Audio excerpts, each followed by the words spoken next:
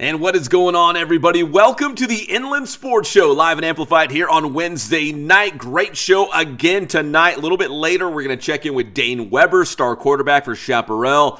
Busy offseason with the recruiting stuff going on. Of course, going into his senior season, one of the top QBs in the nation. And also a new segment that we're doing with Ray Bass from Bass Athletics. He's doing a 5-star development segment, and he's going to sit down with his former coach, Centennial head football coach Matt Logan. It's a long interview. You do not want to miss it. We're going to put it in our third segment. It is Ray Bass, Coach Logan, talking all things football, former players at Centennial, NIL, recruiting, how you build a program like Centennial. Where did that come from? How did it happen? So a lot to get to. You don't want to miss it with Coach Logan and Ray Bass. All right, but we do want to get to a lot of things going on here in the IE, and it's all made possible by our awesome sponsors like Bass Athletics and Ken Sporting Goods in Norco, celebrating 50 years of being number one in the IE for sports equipment, uniforms, Letterman's jackets, all kinds of good stuff. They got 50th anniversary awesome swag hats. They got the tumbler, right? Everyone carries these around. I'm maybe the only one that doesn't, but now I am because I got my Ken's 50. So here's the deal. If you spend at least $20 at Ken Sporting Goods, you are going to get a 50th anniversary gift. Not sure exactly what it is. While supplies last, they got all kinds of stuff. But if you go in there, spend $20, you're going to get something for their 50th anniversary. It's their way of saying thank you to the Inland Empire for all of their years of support. All right, let's get to it. We've got a lot of high school basketball and soccer to get you caught up on, but we're going to start with some football news. And a notable high school football hiring just happened. In fact, I found out about it on Tuesday night. Sean Collins, the former head coach for San Bernardino, and then Colton before that, is going to be the new head coach at San Gorgonio. So Coach Collins, congratulations. I want to reach out to him, get an interview with him very soon, but he's a great guy. He's won everywhere he's been, runs that unique offense, right? So we'll see if he can turn things around at San G. So Sean Collins, new head coach at San Gorgonio. All right, now we're going to get to some high school hoops because there is a lot going on, like I mentioned, high school basketball-wise right now. As we go into the final games of the regular season, the CIF Southern Section playoff brackets will be coming out on Saturday, so we're all very excited about that. On Tuesday night, the CBL wrapped up play in boys basketball, and here was the crazy finish between Redlands East Valley, first place in the CBL, undefeated in the CBL, going on the road to second place Beaumont. And it's a Bass Athletics play of the week. Inland Sports. So check it out. Beaumont up by 1. You can see 9 seconds on the clock. Wildcats have the ball. They inbound from the sideline. And Damaj Moore is going to sink a very deep 3 right here. Look at that. Well beyond the line. And he cashes in. Rev wins 59-58, the final score. And they're 25-3 overall. They are now 10-0 in the CBL. That is it. They are your undefeated CBL championships. So congratulations to Coach Aranda and the Wildcats. Great year. I mean, 25-3, unbelievable season, and undefeated in a tough CBL. And speaking of tough, from the Citrus Belt League down to the Southwestern League, congratulations going out to Murrieta Mesa winning a boys basketball Southwestern League title for the very first time. It's another Bass Athletics play of the week. Inland Sports. The Rams wrapping up the regular season, well, league play at least, on the road at rival Temecula Valley, and the Rams were raining down threes in this game. Murrieta Mesa goes on to beat the Golden Bears in their house. 81-64 was the final score. So Temecula Valley, Murrieta Mesa is your Southwestern League champion. They beat Temecula Valley in a game that was a little bit of a revenge game because The Golden Bears were the only team to beat the Rams in league play this season. They won 83-78 back on January 6th. So Murrieta Mesa able to exact a little revenge and beat the one team that was able to get them in Southwestern League play. Again, 81-64 was the final score on Tuesday night, and it was raining down threes for the Murrieta Mesa Rams. Congrats on a Southwestern League title, the first one in boys basketball at the school. So congratulations, a Bass Athletics Play of the Week. All right, and more high school basketball. Checking out the Arrowhead Christian versus Aquinas boys and girls basketball games, because you'll remember for Aquinas, they've lost a couple in a row. They had that incident with Inglewood. They've had key guys out of the lineup, so they had a forfeit against Ontario Christian, and then they were severely shorthanded against Linfield Christian. They lost that one. Well, with all that said, they still had a chance to win the Ambassador League title, going shorthanded into their game against Arrowhead Christian in Redlands ACA. They gave the Eagles a battle in this one, but it would be Aquinas coming up short. The Eagles win 51-47 the final score, so Arrowhead Christian is your Ambassador League champions. Aquinas will finish in second place.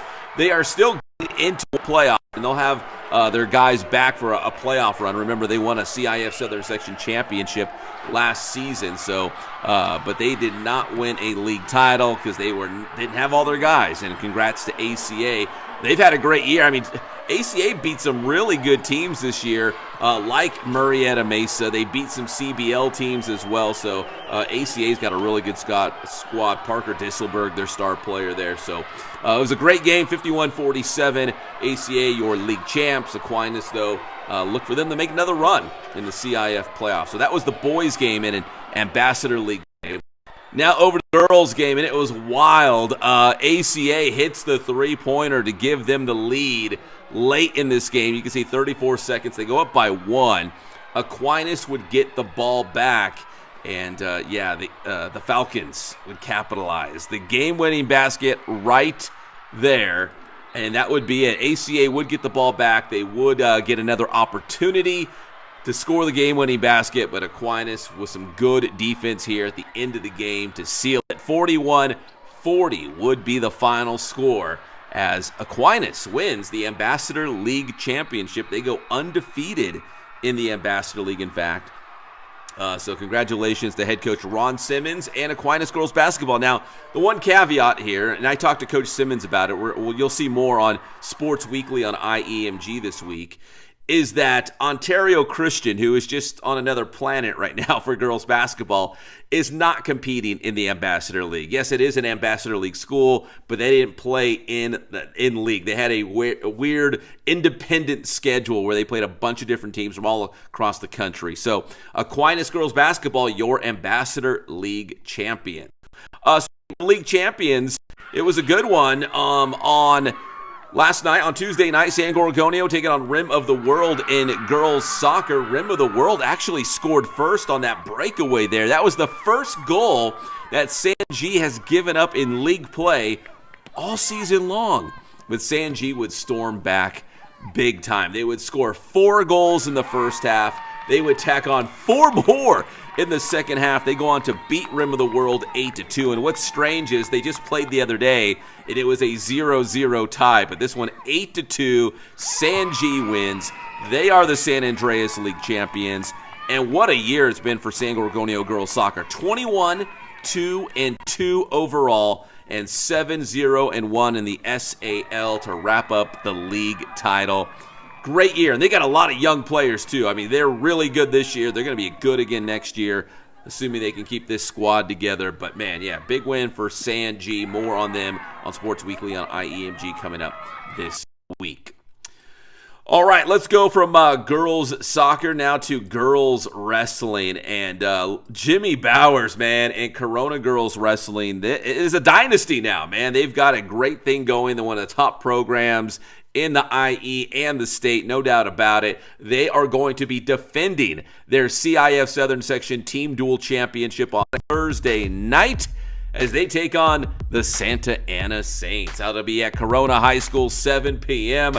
We'll see if Corona can bring home another Division I championship. They're the reigning D1 champions, and Santa Ana won the Division II championship last year, so you can make a case the two top teams in the southern section going head-to-head. It'll be at Corona High. Best of luck to Coach Bowers and the Panthers trying to bring home another Division I championship. It's a Kin Sporting Goods must-see match. Not a game, I guess, right? Must-see match, wrestling meet out there between Corona and Santa Ana for the Division I championship. And finally here in this segment, the college softball season is actually starting this week for CBU. They got a brand new head coach, Brandon Telesco. They're going to open the year tomorrow on Thursday at the UNLV Leadoff Classic. They had a bunch of, actually 3 players named all WAC preseason. Maddie Severns, of course, Miranda De Nava, the pride of Riverside Poly, and Ashley Annette, the former Roosevelt High School star, helped the Mustangs win a CIF Southern Section Division I championship back in her high school days. Well, now she's a senior at CBU. She's going to be a key part of this team. She's going to hit in the middle of the order, and I had a chance to talk to Ashley and Coach Telesco on the most recent Lancers Athletic podcast.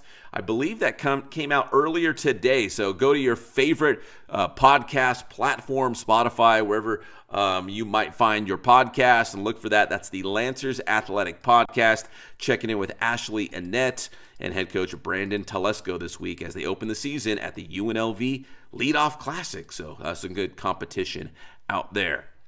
All right, we're going to take our first commercial break, and when we come back, we've got Chaparral quarterback Dane Weber. We'll talk about the Pumas. We'll talk about recruiting, and he'll say his biggest influence helping him make this tough decision of where to go to college is mom. Love it. All right, we'll talk to Dane Weber when we come back here on the Inland Sports Show right after this.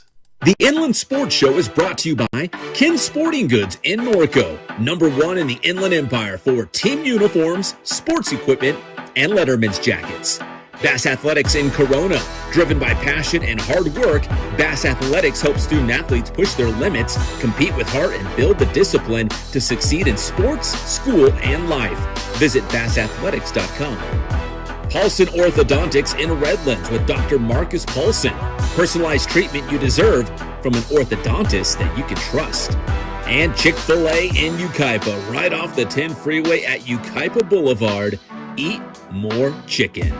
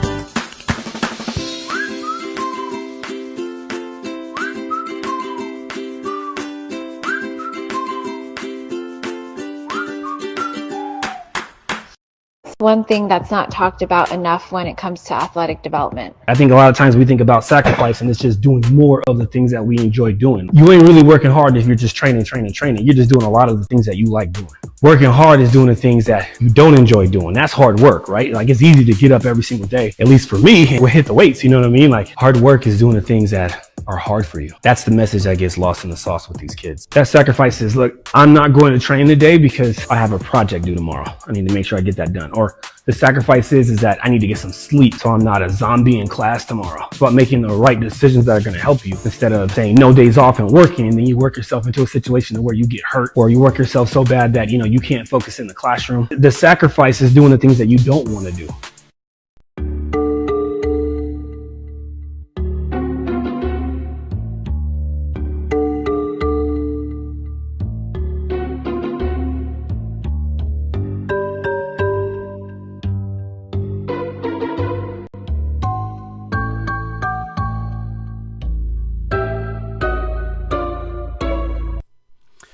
welcome back to the Inland Sports Show. Now join us here on the show, the quarterback from Chaparral, Dane Weber, big-time recruit and one of the top QBs in the country, and he's getting ready for his senior season with the Pumas.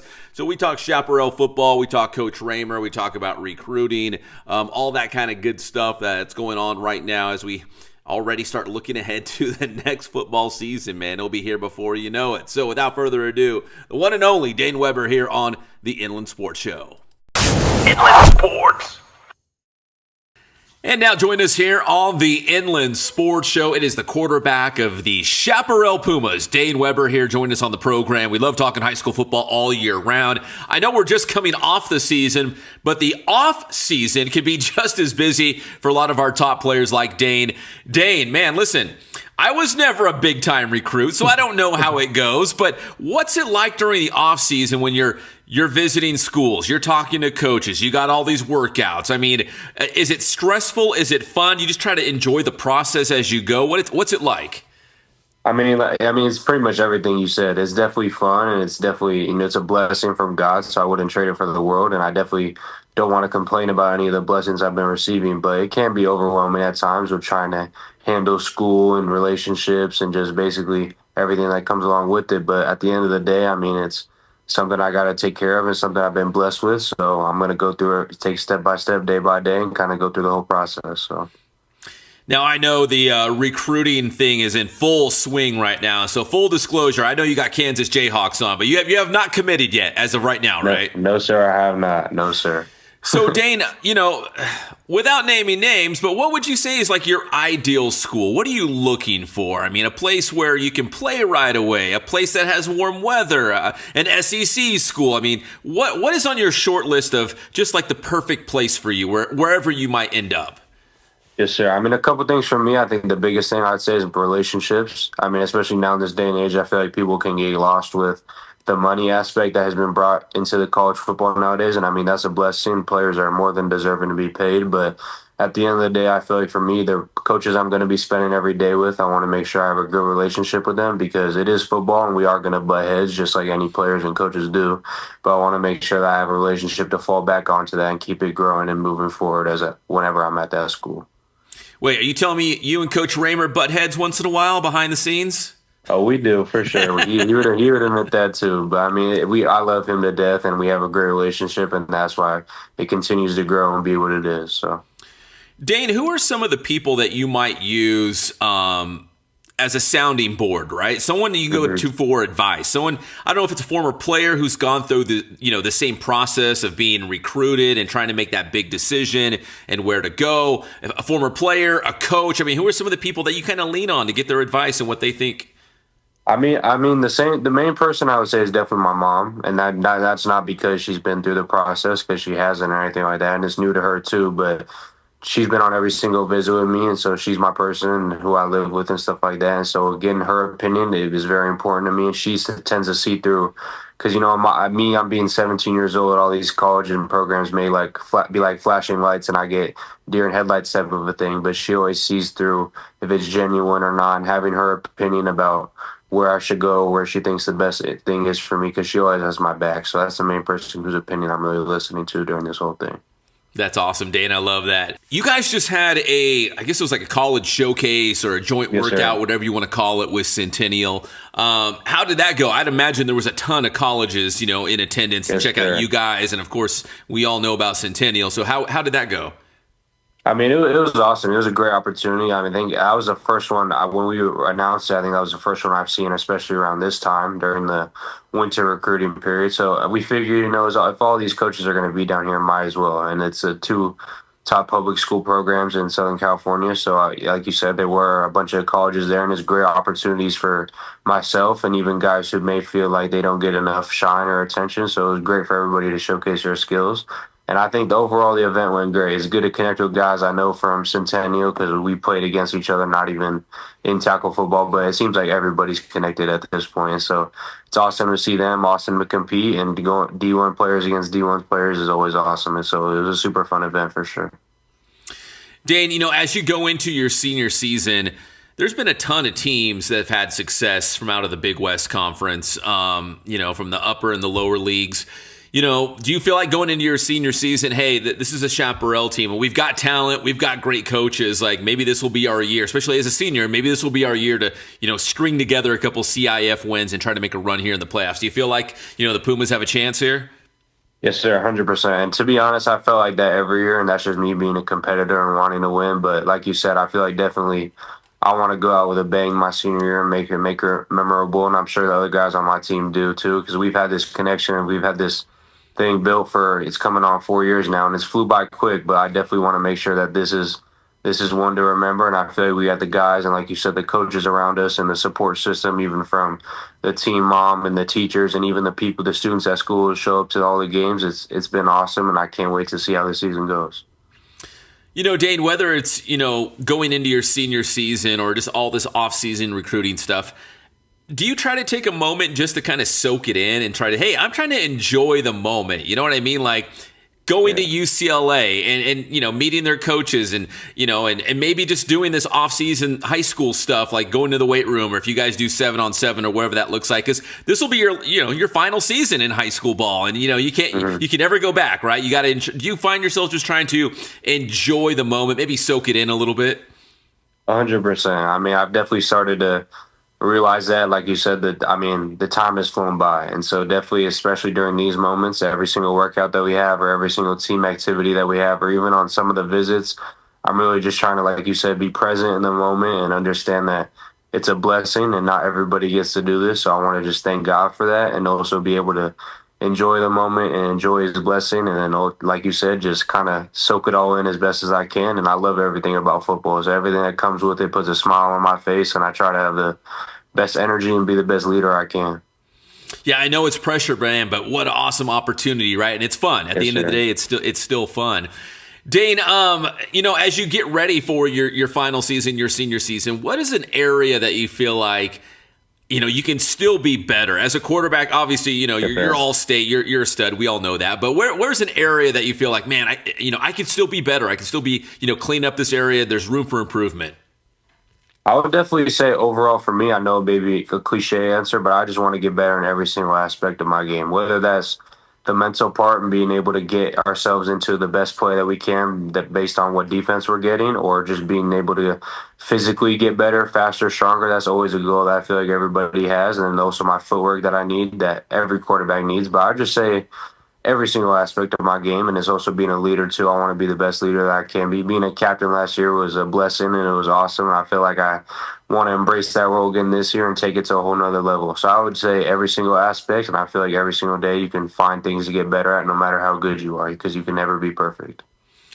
All right, Dane, give me the short list of the things that you think makes a great quarterback, whether it's, like you mentioned, footwork, arm strength, decision-making. I mean, what do you think makes a great quarterback?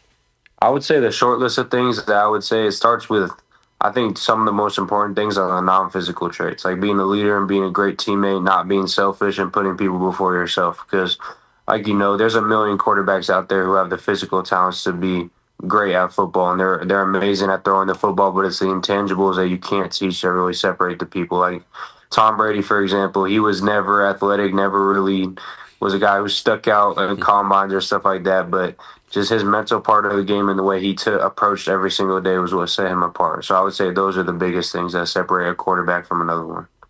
All right, I think you just answered my next question, but is there a quarterback that you look up to, or maybe you feel like my game is very similar to his? Is it Tom Brady? I mean, I'd say that, like, with the intangibles, but I'd say Josh Allen with our ability to run. I feel like that's kind of similar, and obviously he's in the NFL, so there's a long way for me to go, but if I were to pick somebody right now, I'd probably say that. That's not a bad guy, right, to look up to, a guy like Josh Allen, who NFL MVP caliber, of course. Yes, all right, and finally, Dane, we talked about, Chaparral maybe making a run here at CIF this upcoming season. What do you think it's going to take? I mean, because you guys have had some good seasons. I know you play in a brutal schedule between your non-league and the Big West. I mean, you're just playing like a ton of good teams. But what do you think it's going to take for the Pumas to string together some wins and have a successful season? I mean, it's going to take everything. It starts now, and it started a month ago when we started our team workouts that we do. And, I mean, it's going to take commitment from every single person, and that starts from the freshmen, the JV, and the varsity team. Every single person has a piece on this team, and I want to make sure that everybody knows that, and everybody's role is pivotal to what we do. And we talk about a lot with, I'm sure Raymer has maybe mentioned it or you've seen it somewhere, but a piece to the puzzle. And everybody has that no matter how small or how big it is, and some people's may be bigger and some are smaller, but ultimately it's still a piece that everybody needs to embrace and take full control of that. And so it's going to take every single day attacking each day and making sure we're keeping the main thing, and moving forward. All right, Dane, one more quick follow-up about the recruiting. Do you want to make a decision before your senior season starts? I mean, so you can get it off your plate, or are you just going to kind of let this, play out if it takes months and months? I mean, or into your senior season? Do you have a timeline when you want to get this done by? Yes, sir. I don't have an exact date, but it will definitely be done before the season starts. I want to make sure that my whole season and the whole pretty much leading up to it will be focused completely on that, so I can give my team my all, and so that I'm not worried about that. So the weight will hopefully be lifted off my shoulders by then, and we can fully focus on go winning that championship. That sounds like a good plan, right? Sure. Commit, know where you're going to go. Then I would assume you're going to sign in December, right? You're going to be an early signing. Yes, sir. I will be gone, and I think it's 11 months now, so it's coming up. So, yes, sir. Already, the countdown has begun here. Yeah, my mom lets me know. My mom lets me know all the time. So counting down the days, but. Well, it sounds like you've got an awesome mom. And Dane, congrats on the success so far. Best of luck with all this recruiting stuff, and can't wait to see your senior season with the Pumas, man. Yes, sir. Thank you. I appreciate it. You got it. That's Chaparral quarterback Dane Weber here on the Inland Sports Show. Inland Sports. All right, good stuff, Dane. Appreciate the interview. When we come back, we talked about that Chaparral and Centennial joint workout, right, for that college showcase. Well, Dane was there. The Huskies were there. We're going to catch up with Centennial head coach Matt Logan in a new segment called the 5-Star Development with Ray Bass from Bass Athletics. We talk all things football, Centennial football, NIL, recruiting, building a dynasty, all those sorts of things. It's going to be a lot of fun. You don't want to miss it. That's coming up next here. Matt Logan and Ray Bass on the Inland Sports Show right after this. The Inland Sports Show is brought to you by Kin Sporting Goods in Norco, #1 in the Inland Empire for team uniforms, sports equipment, and Letterman's jackets. Bass Athletics in Corona, driven by passion and hard work, Bass Athletics helps student athletes push their limits, compete with heart, and build the discipline to succeed in sports, school, and life. Visit bassathletics.com. Paulson Orthodontics in Redlands with Dr. Marcus Paulson. Personalized treatment you deserve from an orthodontist that you can trust. And Chick-fil-A in Yucaipa, right off the 10 freeway at Yucaipa Boulevard. Eat more chicken.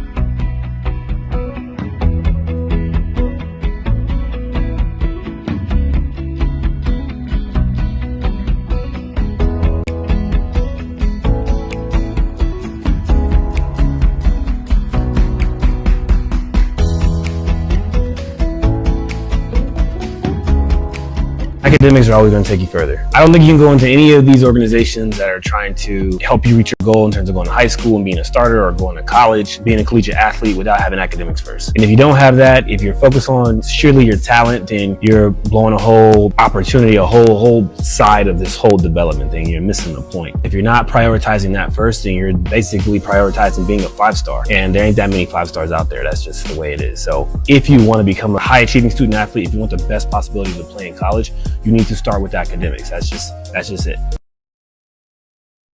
Inland Sports. Cliff Kingsbury, he's a great offensive mind. He's out there, too, if they wanted to bring him in to replace Kubiak. But listen, we've talked about it before. If you can get the head coach right and the quarterback right, you're going to win a lot of football games. We're all assuming it's going to be Mendoza out of Indiana with the number 1 overall pick. But think about that. If you had Fernando Mendoza, you already have Ashton Genty at running back. Brock Bowers is the best tight end in the NFL. That for a triplet, that's pretty darn good, and they're all going to be young. I mean, this could be something special. I can't believe I'm saying this. The Raiders might actually have something special going on in Las Vegas. It does make sense. So we'll see. And also other big coaching news, Rams offensive coordinator Mike LaFleur, the younger brother of Packers head coach Matt LaFleur, he is leaving the Rams and running their offense to take over the head coaching duties with the Arizona Cardinals. Now, I know the Cardinals are a mess, but when you talk about offenses, Kubiak did his thing in Seattle LaFleur and the Rams, man, we saw what their offense did this year. They were awesome, and the Cardinals got to get it figured out, especially in the NFC West, where it is brutal, man. Life is hard in the NFC West, so we'll see if Mike LaFleur can change things in Arizona. 2 LaFleurs now as head coaches in the NFL. There's got to be some proud parents. So we got the NBA trade deadline coming up. We also have the All-Star game coming up, which will be at the Intuit Dome. That's the home of the Clippers.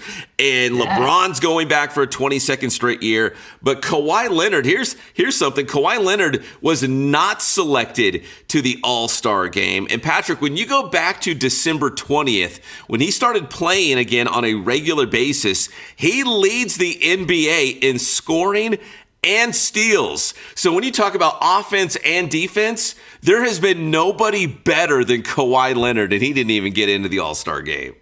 I know. I mean, aren't they saying that they're going to have to change the rules on how many games you've played? I've heard that coming from LeBron or whatever. The whole selection process of the All-Star game, the Hall of Fame. I mean, it's just getting out of hand. It feels like everybody wants to know, what's the criteria here? Inland Sports.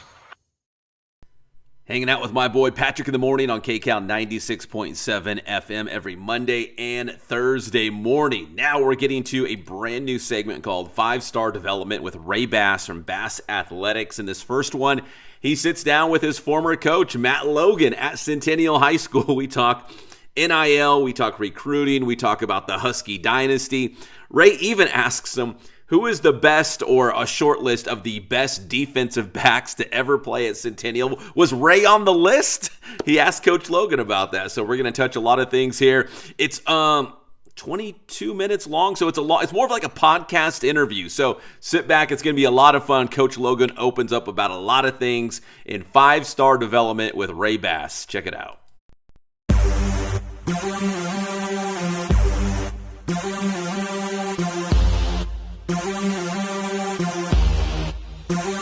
What up, y'all? This is 5-Star Development, where we give you the inside lane on everything that has to do with youth athletic development. I'm Boostman Ray Bass. Today, we got a great episode for you. This man I'm sitting next to has amassed over 300 career wins as head coach of one of the top football programs in the country, 22 league championships, 10 CIF Southern Section championships, 3 Southern California regional championships, 1 state championship, has helped hundreds of student athletes earn Division I scholarships, myself included, and has mentored many successful and up-and-coming coaches, myself included as well, the GOAT, Coach Matt Logan.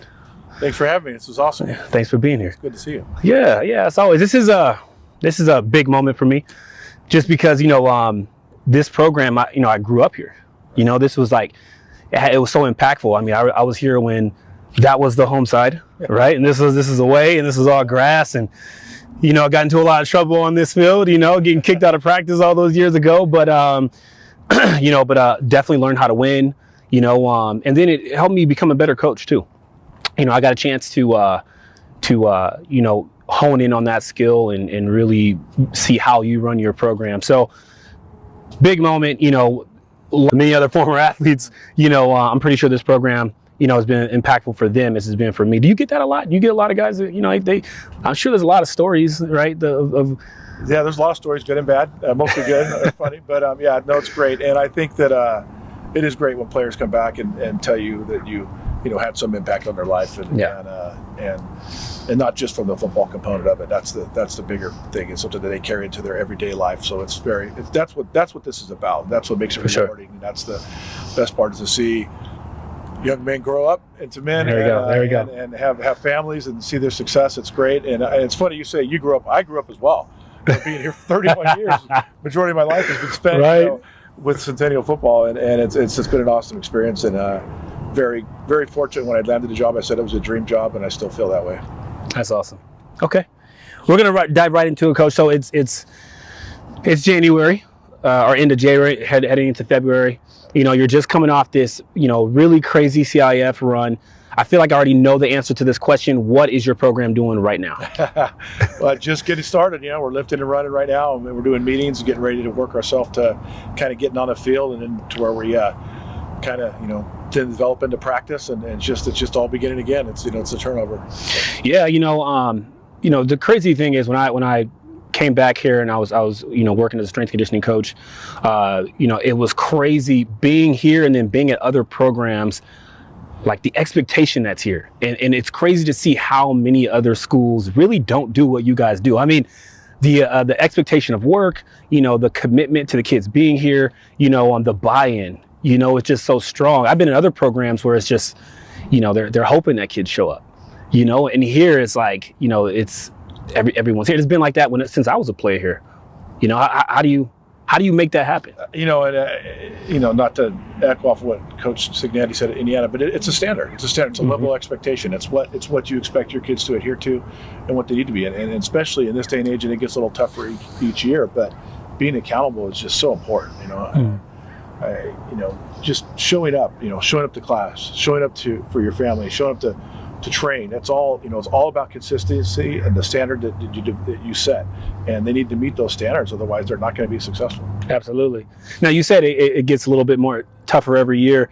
Is that because kids change, or is it because what makes it tougher? Because I always hear this new generation and things like that.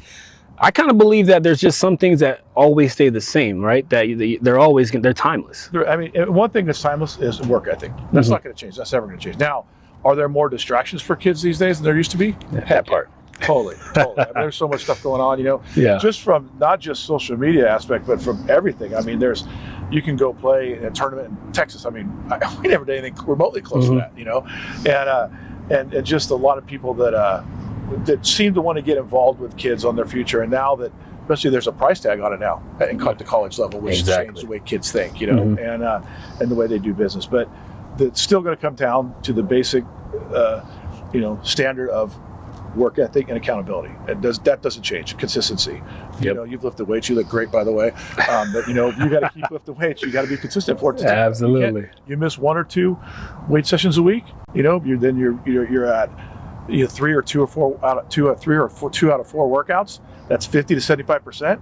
50% is an F in any grade, and missing 3 out of 4 is a C. So that's you're not going to become better by being average. Yep. Numbers don't lie. Yep. No, I like that. Okay, so next week is the second signing day, right? Yep. For a lot of your players who are going to be going off to the next level, which is awesome. I saw a post on social media that your program has sent more players to the next level than any other program in Southern California this year. That outcome doesn't happen by accident. What systems, standards, and daily habits did you build to earn that level of credibility? It's interesting to see that post, because I didn't even know that. It's amazing when you see things that you don't necessarily think about it, and you see it on, something that you didn't generate or we didn't generate. Yeah. Somebody else generated. So we saw it and we're like, oh my gosh, it's wild. And I think, it just shows that there's a lot of different levels. We haven't had anybody go to Alabama, for example, but we've had San Diego State, we've had a lot of smaller schools in that equation, and there's a school and there's a place for everybody to play. I personally played Division II. I went to a JC. They played Division II football. So as long as you want to continue to play and you put into work both athletically and academically, then there's a spot for you. And I think that because of the level we play at and because of our kids' work ethic, I think we get a lot of exposure, and that just broadens that opportunity for you to go continue to get your education and play football. Nice. I love the San Diego State drop too, because obviously I'm an alumni, so it's good to see kids. There's been a lot of kids coming out here going to the Aztec program, so that's always nice. Yeah, and I see how you've built the credibility over years. Obviously I've witnessed it. I've been a part of it. And with that, I'm going to ask a little bit more controversial question, right? So parents today are constantly exposed to social media clips of private coaches around college staff, and it can feel like access equals opportunity, right? From where you sit as a coach who's built a tremendous amount of credibility, what should parents really understand about the role private coaches play in recruiting and where that perception can become misleading? And obviously I'm a private coach as well. Right. So. Yeah, I think that's a tough one because there's there's money involved. Anytime that like I had a conversation with a student athlete a long time ago. So, well, my trainer says I'm Division I. I says, well, you pay the trainer, right? Mm-hmm. If he told you Division III, would you continue to go get trained by that person? I mean, so you got to think about it, And I think that there's nothing wrong with going and getting extra work. There's nothing wrong with working on things that you need to improve your athletic ability and it could be academically as well. I think it's just important, like from my standpoint as a high school coach, that trainer understands what that high school is doing for them right now. So they're not duplicating and building upon or doing other ways to attack things. Like there's no reason for, let's just say, for example, I know this sounds dumb, but we bench press twice a week. Let's say, well, then they go on the weekend and bench press again. That's not healthy for you. That's actually going to be a deterrent to you. So things like that, just make sure they understand what he's getting done or she is getting done at the high school level, and then how they can enhance that and improve that, I think, is more the important question. As far as scholarships, I mean, as far as I know, there's no college coach that gives a scholarship off of not what they see on film tape. Exactly. I mean, regardless of how much they lift, how much they do 7-on-7, stuff like that, at least for football, it's about how you play in a game of football, because it's a unique game. There's nothing else like it. When do you do anything where you're under constant duress, where you constantly have to, you're going to be hit, and you're expected to be hit, and you got to hit people, and that is completely different than any other sport. That it's a full contact sport. That changes the game. You can't replicate that unless you're on the field playing actual football. Yeah, actual football too. And I mean, and it's not doing other things like 7-on-7 and things like that. Right. At least in my opinion, yeah. I feel like, I don't know. I'm a private coach, but I'm still a firm believer that the coaches have the keys. High school coaches. I think that at the end of the day, you're going to need that film. You're going to need to show on Friday nights what you're capable of. Right.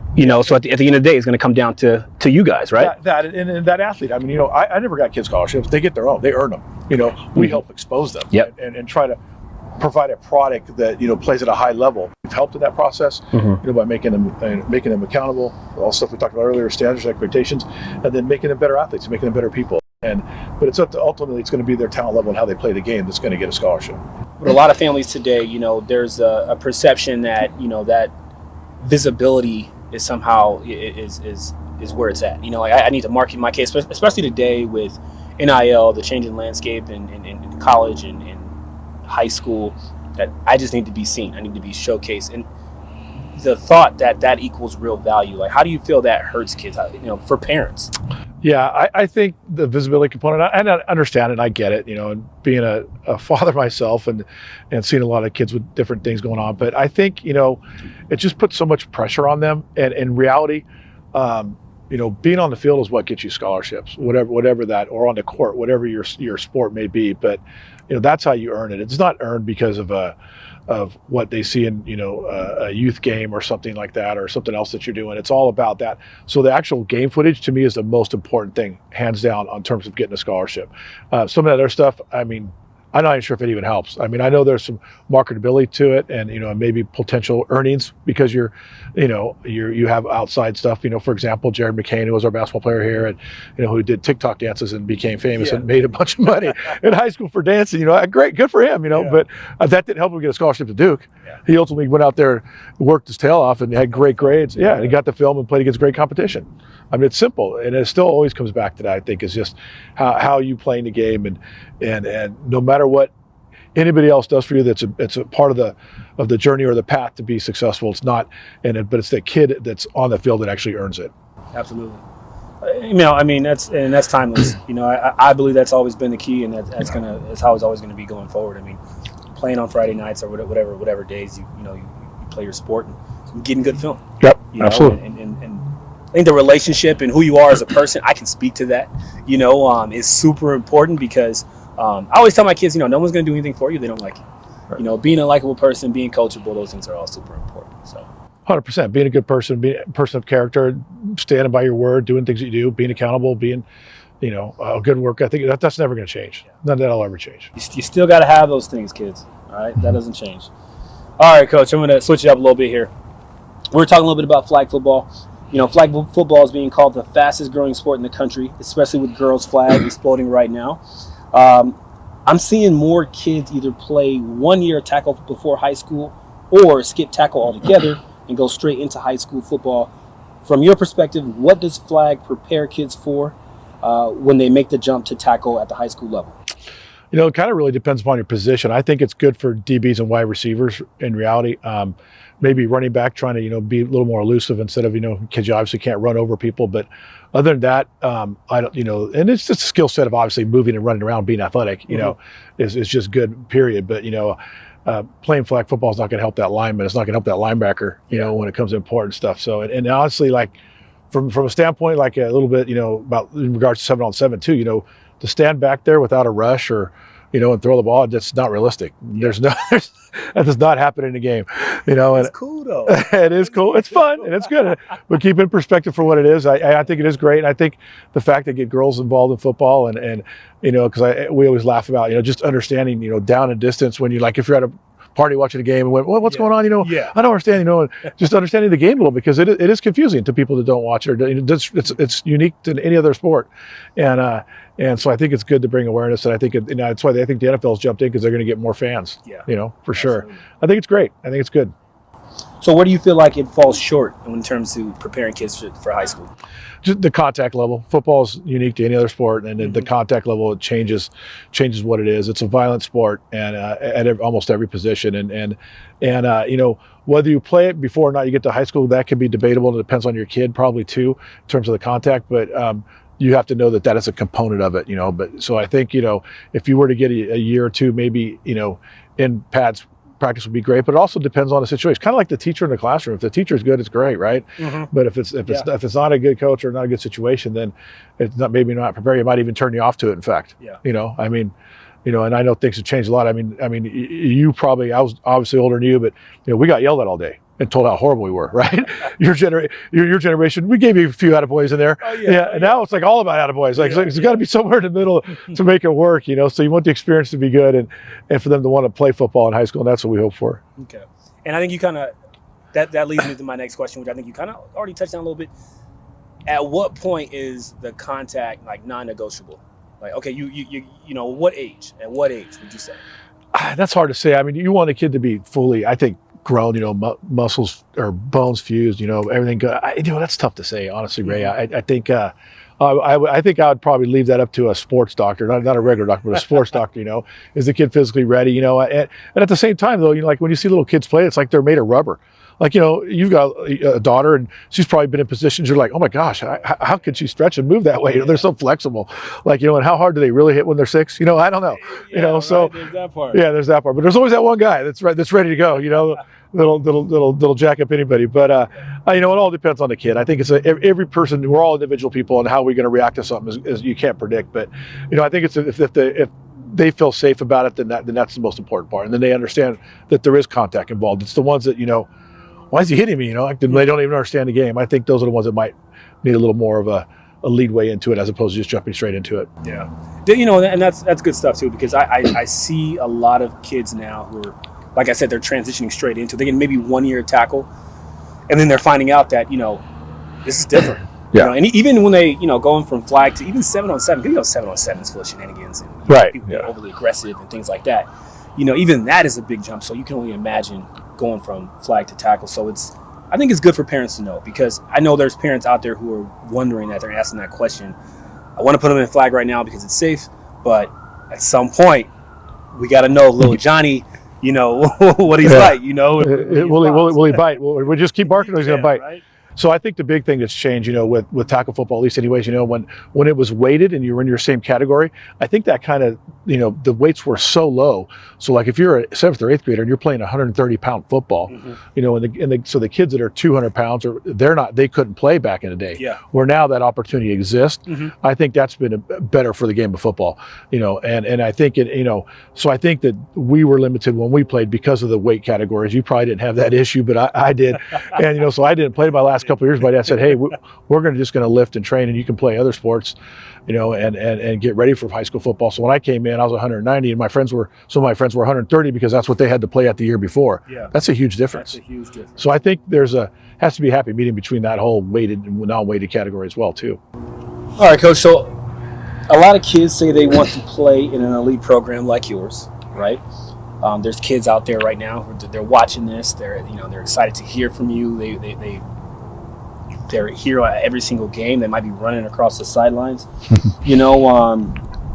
What's the truth they need to understand early? Something most kids and parents don't realize if they actually want to make that goal a reality, playing for the Centennial football program. Yeah, and not just us, but just in general too. I think that they got to understand the commitment level is needed, and it's not. There's so many I looked at it this way. One of the reasons, again, I keep saying how unique football is, but we can't go out tomorrow and play a football game, but we can certainly go play basketball. We can play over the line. You can't just go play football. Yeah. And just to get out there to play football, there's so much that goes into it. The weights, the speed training, skill set development. I mean, there's so much that goes into it. And it's not like we go out there and just make up plays. All that stuff there's schemes, there's a design behind things, and all that stuff matters. And there's so much more, I think, than what meets the eye if people are looking from that standpoint. But to play the elite level is the same things we've been talking about, hard work ethic, consistency, high standards, and really understand that it's work. It's not what you see on Instagram or X or whatever, of all highlights. There's a lot of work that goes into that kid's success, the highlights that you do see. There's a lot behind it. It's like it's like when you're watching a movie and it looks so glamorous, but then what's really happening on the inside to get there is not glamorous. And are you willing to do that non-glamorous stuff to be glamorous? For sure. So. For sure. And I'm so glad that you bring that up too, because they do see it on X, they see it on Instagram, and that is what the perception is, and just the fact that to say, hey, look, it's going to be the work. You're not always going to enjoy it. Strength conditioning is key. So much of what you talked about today is the speed training, the strength training. You spend half the year building these kids up. That's half of your program, and I've seen it firsthand how much time you guys invest into that, how important it is here. And it's at every level, and I feel like getting parents to understand that, getting kids to understand that, like, if you want to play here, you got to kind of build yourself to be here, right? Right. Oh, totally. And I mean, let's face it, everybody can have some weights in the garage and go bench press. That's not weight training for football.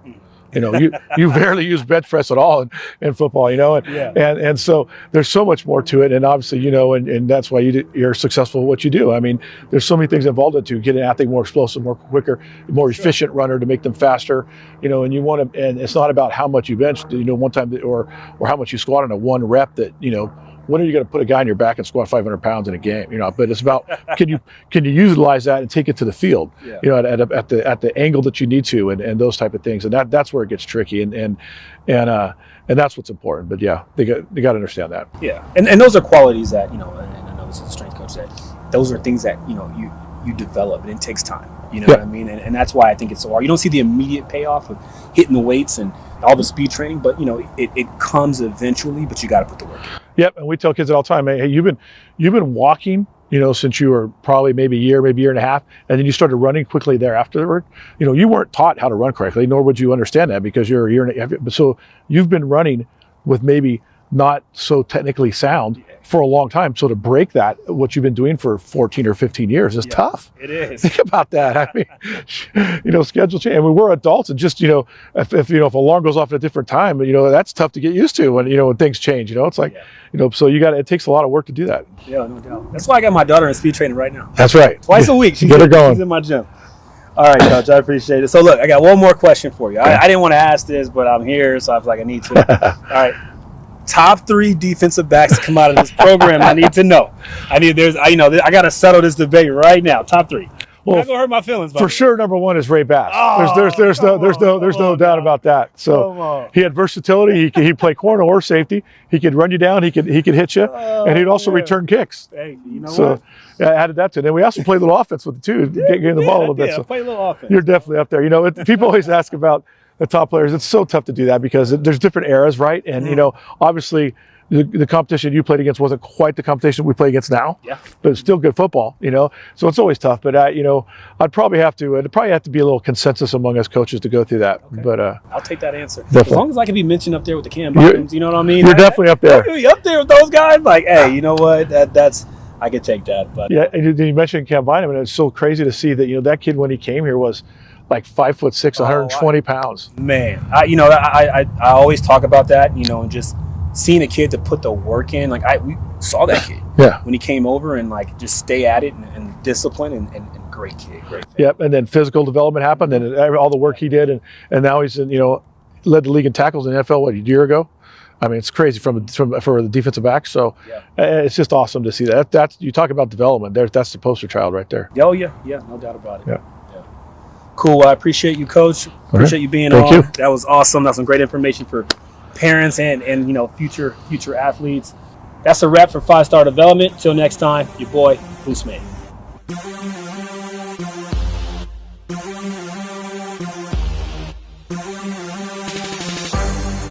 All right, that was Ray Bass with his former coach, Matt Logan, out there at Centennial High School in a 5-Star Development segment.